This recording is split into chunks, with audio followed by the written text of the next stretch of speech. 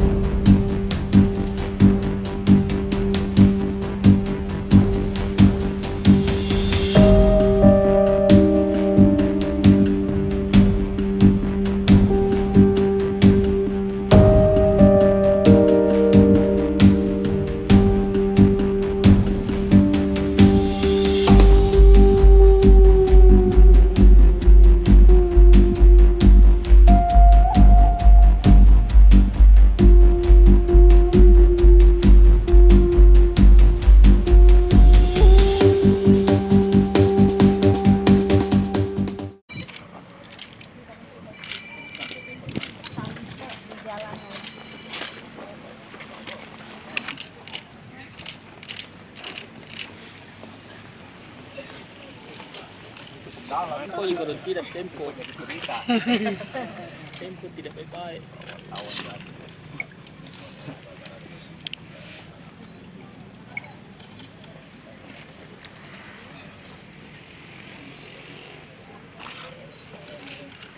Teman-teman yang berjuang di sini, Puan, siap harga mati, mempertahankan hak diri. siap, Puan, siap, Harta itu sahid. siap, Puan, siap, Puan, siap. Ini 30 tahun lalu saya beli. Betul, Puan. Ingat tahu ya, Bro. Ya, ini pernah pagar, Puan, pada saat kita beli, Ya. 93. Kenapa tiba itu ada orang datang dari Lompeng. luar tiba-tiba merampok, mau Iya. merampok. Tiba-tiba mau datang merampok. Padahal ini tanah saya sendiri yang beli tahun 90. Kenapa? Ini Ahli warisnya. dari Raja Goa. Semua adalah harus namanya dikostateri, diukur oleh BPN. Yang mana? Yang tujuh justru GMTD. Ayo, panitia tidak tahu, tidak ada hadir siapa, tidak ada lurah, tidak ada BPN. Berarti tidak sah.